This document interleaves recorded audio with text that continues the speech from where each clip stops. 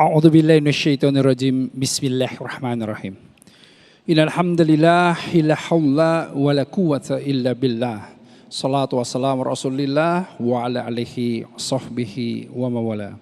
Asyhadu an la ilaha illallah wahdahu la syarikalah wa asyhadu anna Muhammadan abduhu wa rasuluhu la nabiyya ba'da. Allahumma shalli wa barik salim ala sayyidina Muhammadin wa ala alihi washabihi ajmain. Amma ba'du. Salam yang terbaik, salam para malaikat kepada para calon penghuni surga semuanya insyaallah.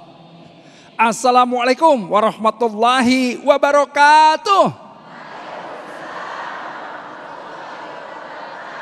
Masya Allah, alhamdulillah wa syukurillah, kita hari ini bertemu dengan semua guru di hadapan saya ini ya, insya Allah ya. Guru kan ini semua? Insya Allah. Mak-mak udah pasti jadi guru, ya nggak? Iya dong, guru buat siapa? Anak-anaknya, apalagi di sini. Wah, kalau di sini nih saya lihat bukan bapak-bapak nih, para pemuda semua di sini ya. Ini tentulah semua dari kita itu mestilah jadi siapa? Jadi guru. Dan pada kesempatan Hari Guru Nasional ini, alhamdulillah kita bersama Damai Indonesiaku membawakan tema yang sangat menarik. Ya, temanya adalah apa? Cintai ilmu, muliakan guru. Oke, kita lihat. Rasulullah SAW menyampaikan bahwa kalau kita menginginkan ya yang namanya dunia, ya kalau kita menginginkan dunia, man aroda fil apa? Harus apa? Harus ada fil ilmi. Man aroda dunia falaihi bil ilmi. Man aroda akhirat. Kalau kita pengen akhirat harus ada apa? Falaihi bil, harus dapat, harus tahu ilmunya. Man wa man aroda huma falaihi bil ilmi. Dan kalau pengen dunia dan akhirat harus juga tahu, dapetin apanya? Ilmunya. Karenanya itulah yang membuat kita itu wajib semua orang mukmin, orang muslim itu thalabul ilmi. Menurut Ibnu Qayyim ya, Al-Jauziyah, bahwa yang namanya ilmu itu betul-betul sangat berpengaruh kepada keimanan. Artinya kalau di dalam jasad itu dia hidup karena ada ruh, keimanan hanya bisa hidup karena apa? Karena ilmu.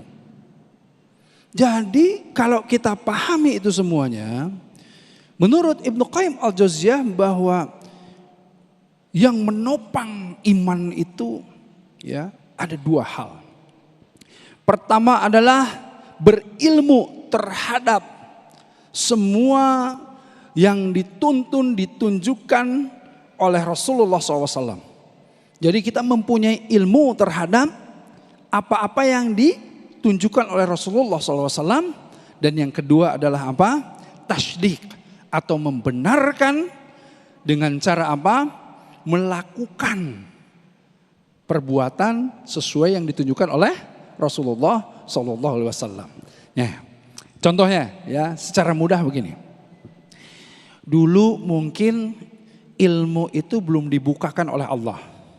Karenanya untuk ketika kita memahami sunnah, kita mengedepankan yang namanya keimanan.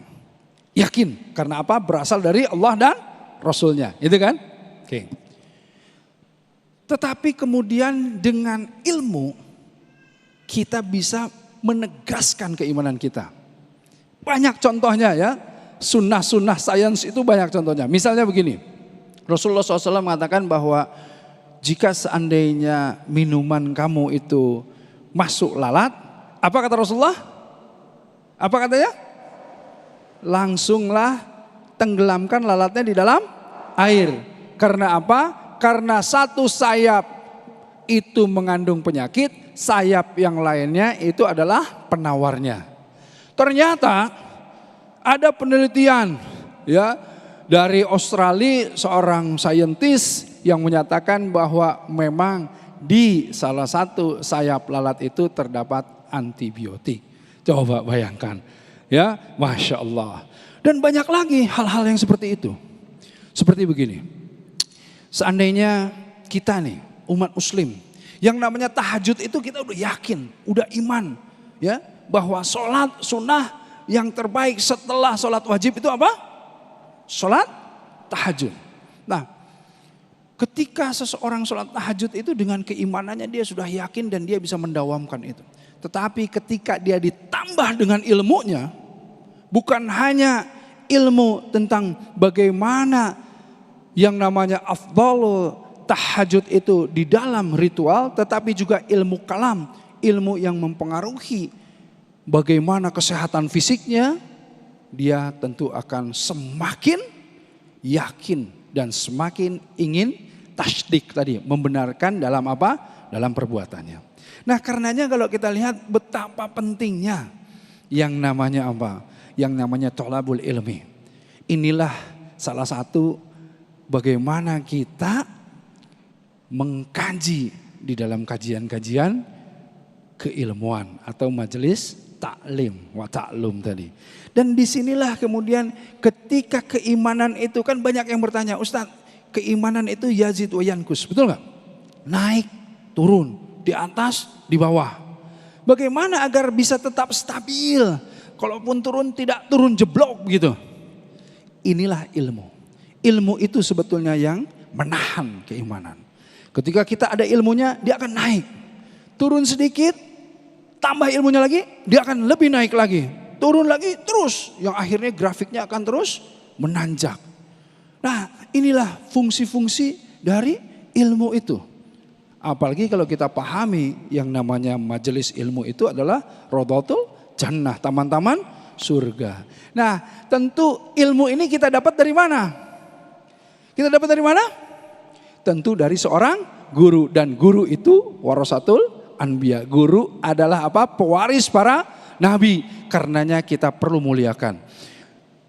Imam Syafi'i rahimahumullah, beliau sebetulnya sudah hafal kitab Muwatta. Kitabnya Imam Malik sudah hafal luar kepala, baca, bongkar, bulak-balik semua hafal. Paham juga, tetapi untuk mendapatkan keberkahannya, beliau berjalan menemui gurunya. Dan inilah salah satu yang kita pahami membuka pintu langit dan menurunkan keberkahan dari Allah. Karenanya muliakanlah guru kita. Muliakanlah orang tua kita. Karena guru itu ada yang namanya mu'alim, ada yang namanya mu'adib, ada yang namanya murabbi, betul nggak? Ada yang namanya mursyid. Dan kemudian orang tua kita itu juga salah satu dari guru-guru tersebut. Selain guru-guru yang kita lihat di pesantren, di sekolah, di mana-mana. Karenanya muliakan guru, ya, adab dengan guru kita harus. Jangan seperti kalau kita lihat banyak ya zaman sekarang yang tidak kemudian hormat terhadap guru dan lain-lain. Nah, inilah yang mengkhawatirkan, yang bisa jadi tidak berkah. Ya, kita mesti memuliakan guru, dan insya Allah ketika guru kita muliakan, tentu akan dibukakan pintu langit dan turunlah berkah dan rahmat oleh Allah untuk kita semuanya. Insya Allah, ya, amin ya Rabbal alamin. Alhamdulillahirabbil alamin. Baik, terima kasih. Terima kasih Ustaz Eri Yusuf atas tausiah yang disampaikan, betapa kita sebagai umat muslim harus selalu cinta terhadap ilmu. Dengan begitu ketika kita cinta terhadap ilmu, maka insya Allah hati kita akan selalu terbuka menerima ilmu dari siapa saja yang menyampaikan, yaitu adalah guru kita. Lantas bagaimanakah kita mempunyai ilmu, semakin tinggi ilmu kita, harusnya justru semakin tinggi pula akhlak yang kita miliki.